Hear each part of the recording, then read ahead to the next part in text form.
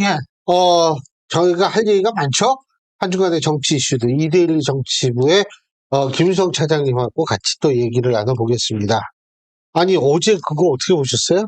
아니, 저희는 전혀 예상을 못했던 게, 그러니까 이게 뭐 이렇게 저희가 지금이야 이제 여유 있게 말씀드리긴 하는데, 사실 아침에 저희가 기사 보고 발제를 하잖아요. 발제하죠. 예. 근데 거의 80% 정도의 확률로 해서 이제 유죄가 나올 거고, 그에 따라서 이제 민주당은 뭐 어떻게든 대응을 하고, 이제 헌법재판소나 아니면 그 대법원에 대한 압박을 강화할 거다. 그리고 이제 여당은 이제 이재명 대표 물러나라는 식으로 은평을 낼 거다로 해서 해설 박스랑 스트레이트 박스를 준비해 놨었는데, 2시 넘어가면서 이제 그 얘기 나오고 백현동 거에 나오는 거 보면서 아이고야 뒤집어야 되겠구나 그래가지고 깜짝 놀라긴 했습니다.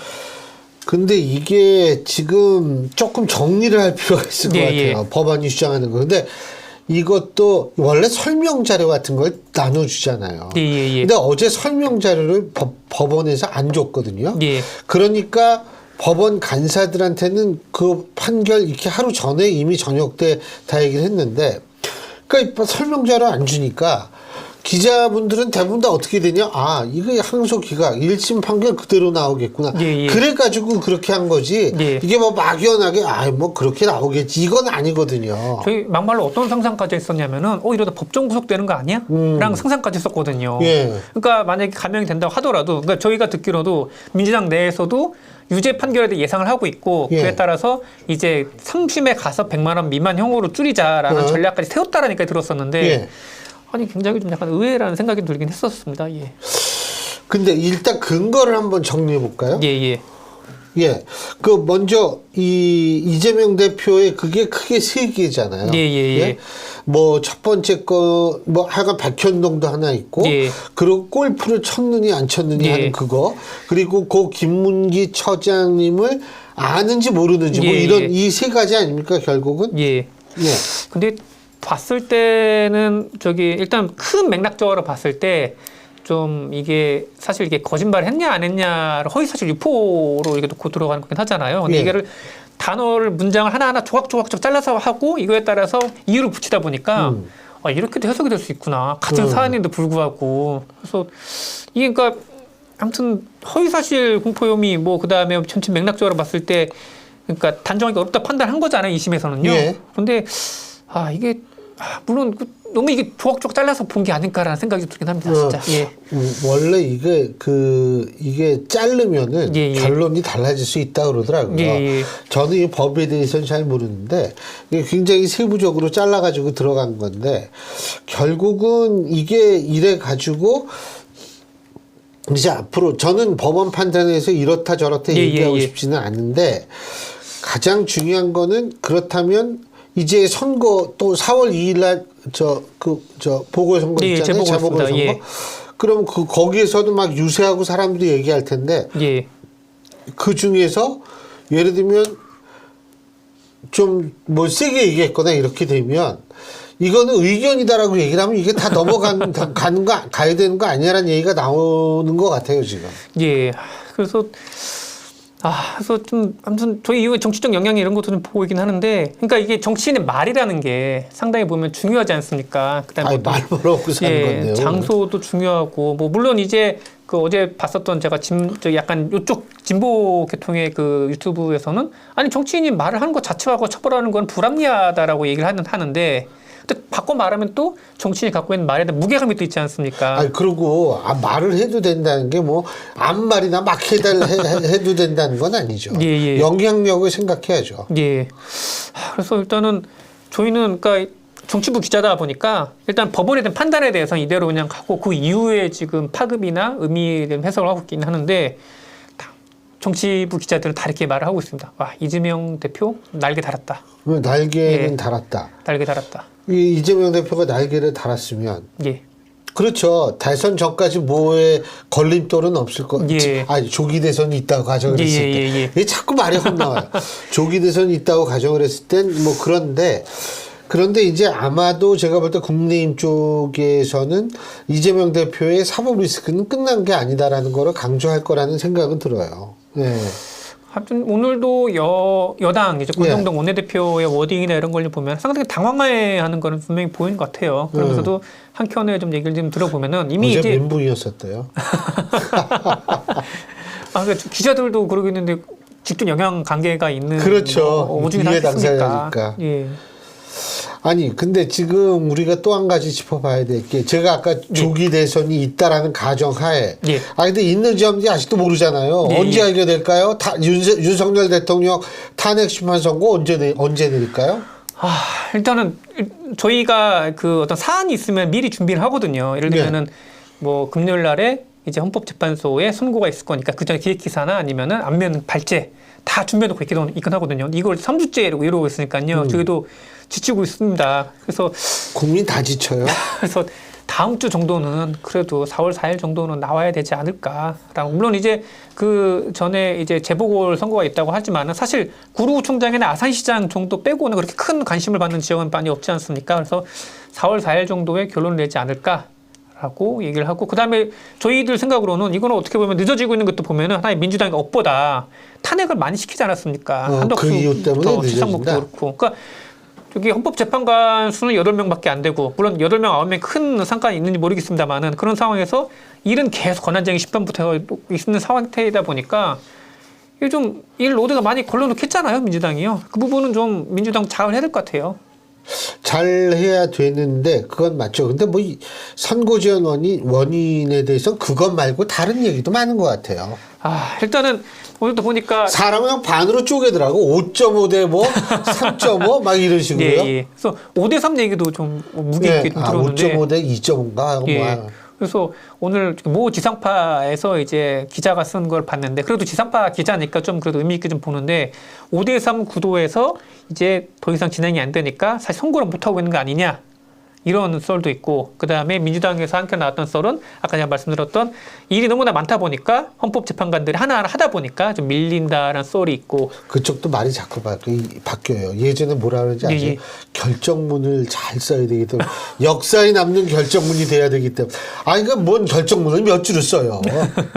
그래서 그래서 정말 저도 정말 이게 대상포진 올라올 정도로 진짜 요새 계속 긴장한 삶을 살고 있습니다. 진짜. 맞습니다. 대상포진은 참고로 예방주사 맞으시면 비싸던데요. 그래요? 20만 원 정도 합니다. 그래요? 예, 근데 예방주사 있다고 그러더라고요. 교수님은 꼭 맞으셔야 될 것 같아요. 저는 이미 대상포진에 3번 걸렸어요. 그거 한 번 걸려가지고 낫는 게 아니에요. 계속 걸려요. 그러니까 죄송합니다. 병 얘기를 해서 나이가 들다 보면 이렇게 정치가 저의 삶에 이렇게 영향을 미치는 몰랐어요. 맞아요. 진짜. 근데 어쨌든 일각에서 또 이 한덕수 국무총리 한덕수 권한대행에 대한 탄핵 결과를 마치신 분이 있어요. 아주 영하신 분인데 국민의힘 윤상현 의원이라고요. 이분이 얘기를 하는 건 이분은 4월 11일을 얘기하고 있어요. 이번이 7대1에 맞췄거든요. 한덕수 권한대행. 7대1까지 맞췄구나. 7대1에 맞췄어요. 근데 약간 좀 초침 시계, 그러니까 뭐 아날로그 시계도 하루에 두 번은 맞지 않습니까? 그래도 뭐 그런 게 아닐까 싶기도 하고. 근데 이제 지금 같은 상황에서 제일 당황하는 사람들이 일단 윤석열 대통령의 탄핵은 안 나오죠. 탄핵 심판 선고는 내리지 않죠. 이재명 대표는 기사회생에서 완전히 피닉스예요. 불사조로 다시 등장했죠. 이러니까 여권 잠룡들은 그냥 이건 뭐 우리가 어떻게 해야 되나 이런 생각을 할 수밖에 없을 것 같아요. 좀 유튜브니까 자연스럽게 말씀드리다 한다면, 물론 교수님 잘 아시겠지만은 일단은 오세훈 서울시장 같은 경우에는 여권, 그 여당 내에서도 특히 이제 친윤계로 분류되시는 분들 내부에서 봤을 때는 오세훈은 끝났다. 이렇게 좀 얘기를 하고. 그게 저 때문에 그래요? 토지 허가 지역 그거 토호제라고 그러더라고요.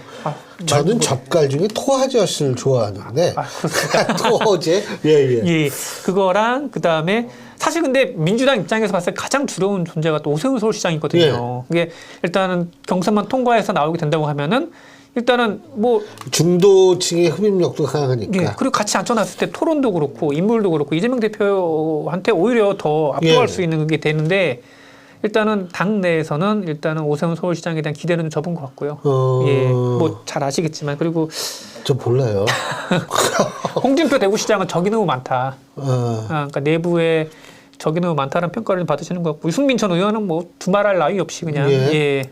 그러면 두 사람 남네요. 김문수 장관이랑 예. 한동훈 전 대표랑. 김문수 고용노동부 장관이 되지 않겠느냐라는 얘기를 하는 게 서사에 있어서 물론 이제 진보층과 중도층 소구할 수 있을 만한 그런 서사는 약한데 서사 있죠. 이분이 극렬 운동권이었잖아요. 그렇죠. 예. 노동운동의 대부였었죠. 제가 예전 아주 오래된 얘기 하나만 해드릴까요? 예. 경기도지사 TV 토론대 MC를 봤을 때인데 옛날에요. 김문수 장관이 경기도지사 시절에 그때 원래는 김문수 지사랑 아마 제 기억으로는 그때 더불어민주당이라 그냥 민주당이었을 거예요. 후보가 유시민 작가였었거든요. 근데 심상정 당시 후보는 원래 그 법정 제한이 있잖아요. 왜? 그러니까 전 선거에서 뭐 5% 이상 득표 이거 있잖아요. 여기 안 됐었어요. 정의당이. 근데 두 분이 김문수 장관하고 유시민 작가 두 분이 우리 그냥 같이 합시다. 해가지고 이분이 TV 토론에 참여를 했어요. 심상정 후보가. 그러니까 뭐냐면 다 셋이 같이 운동하던 사람들이에요. 예? 제가 그걸 보면서 굉장히 끈끈한 적이 있구나 이런 생각 아주 옛날에 있었어요. 비록 진영은 다를지라도. 그렇죠. 그러니까 옛날에 같이 보세요. 그러니까 김문수 장관 하면 뭐 강성 우파다 막 이런 적을 하는데 사실은 그분이 그런 면도 있더라고요. 제가 아직도 기억이 나요. 야 진짜 참 특이한 장면이다. 저희는 그 세대를 경험해 못했던 세대로서는 저 파편적으로 알고 있는 게 옛날 서울역 회군. 그런 정도. 서울역 회군은 1980년이죠. 그때 그 주역 중에 한 명으로 알고 있긴 하거든요. 맞나 모르겠습니다. 그때 주역은 아니에요. 그때 주역은 아니고. 근데 이분은 그 하여간 그때 인천 사태인가 하여간 노동자들이 엄청나게 들고 집단적으로 그때 거기에 이거였었죠. 그러니까 이분 뭐 노동운동 하는 사람들은 이분을 무시할 수는 없어요. 그 이재명 대표가 옛날에 사석에서 그런 얘기를 했다고 들었는데요. 그 김문수 장관을 이제 평가를 하는데 일단은 윤석열 대통령이 거의 김문수 장관을 중용하는 이유가 바로 그런 맥락 있지 않습니까? 돌아올 수 없기 때문에 중도층에 쏘구를 겪고 그렇기 때문에 어쨌든 간에 자기 보수 내에서 맴돌 수밖에 없는 사람이기 때문에 중용을 하는 거다. 그런 얘기도 들은 적이 있었거든요. 근데 뭐 하여간 좀 봐야죠. 근데 이분이 또 재산이 거의 없어요. 제가 알기로는. 그러니까 그런 서사가 되게 와닿을 것 같긴 합니다. 그리고 또 하나는 이분은 무슨 경사노위? 위원장 할 때 이분이 퇴근할 때는 항상 지하철 타고 퇴근했어요. 그럼 왜 출근할 때는 차 타고 타느냐? 기사님이 그럼 진짜 일이 없어질까봐. 이분이 좀 그런 생각은 갖고 있는 것 같아요. 그래서 단 하나 걸리는 게 경기도지사 시사 시절에 그 전화 119에 전화 걸어가지고 도지사님들 요게 하나의 콤플렉스가 되고 있는데 그래서 당내에서 뭐라고 얘기를 하냐면 이걸 빨리 미모를 만들어라. 그러니까 내 약점이 될 수 있는 부분을 코믹하게 재밌게 하면은 더 이상 약점이 안 된다. 그래서 이 전략까지 나오고 있더라고요. 밈으로 만든 그러니까 옛날에 옥새 들고 나르샤 기억나세요? 김무성 대표 부산 간 거 그걸 밈으로 만들었잖아요. 옛날에. 저 그거 참 참신하게 잘 봤는데. 근데 이게 문제가 뭐냐면 오늘 그 NBS 조사 나온 걸 보면은 김문수 장관이 8% 나왔어요. MBS 조사에서. 이재명 대표는 31% 나오고 그다음에 제 기억으로는 오세훈 시장이 5%, 한동훈 전 대표도 5%, 홍준표 시장이 6%가 나왔을 거예요. 맞죠? 근데 이게 뭐 대선 후보 호감도와 차기 대통령 적합도 두 개를 동시 조사를 해서 좀 특이하게 봤는데 호감도는 보니까 여권 주자들도 만만치 않게 높더라고요. 호감도가요? 그러니까 이제 이재명 대표가 34%, 김문수 장관 25%, 오세훈 시장 23%거든요. 만만치 않네. 그러니까 이게 사람들이 생각하는 대통령에 대한 적합도와 그다음에 개인적으로 친밀도는 약간 다른 것 같긴 합니다. 진짜 그러네요. 그래서 친밀도로 봤을 때는 뭐 이렇게 이재명 대표가 10% 안팎 차이면은 그래도 이쪽에 도전해 볼 만하지 않을까 라는 생각을 합니다. 근데 뭐 어쨌든 지금 뭐 만일 조기 대선이 있다라고 가정을 했을 때는 이제 뭐 뭐 기각 아까도 말씀하셨지만 예, 예. 그건 우리가 모르는 건데 예, 예. 있다면은 이재명 대표가 뭐 날개를 달았다 예, 이런 분석도 그렇죠. 있는데 그러니까 아직까지도 오늘도 MBS 조사에서도 그 전주보다는 확실히 그러니까 뭐 탄핵에 대한 찬성 의견, 헌법재판소에 대한 신뢰도에 대한 의견 떨어지긴 했거든요. 제가 보니까 늘어져서 그런 것 같긴 한데 그럼에도 불구하고 다수 주류는 이 탄핵 찬성에 대한 게 확실히 강세가 돼 있다. 예, 이렇게 볼 수 있을 것 같습니다. 알겠습니다. 다음 주에는 좀 이게 내일 이제 선거가 나오는데 이런 얘기 좀 해봤으면 좋겠어요. 이제는 할 얘기가 없더라고요. 예. 너무 늘어지니까 예, 예. 이게 매주 할 얘기가 없어요. 그래도 이재명 대표 무죄가 좀 우리 살려줬다. 이거 얘기하더라고. 예, 예. 다음 주 금요일 날 선거가 나온다 하면 바로 전날 또 저희가 그렇죠. 또 모시는 분이 예. 또 이낙연 예, 전 기대가 됩니다. 총리시니까. 예, 예, 오늘 수고하셨습니다. 고맙습니다. 감사합니다. 예.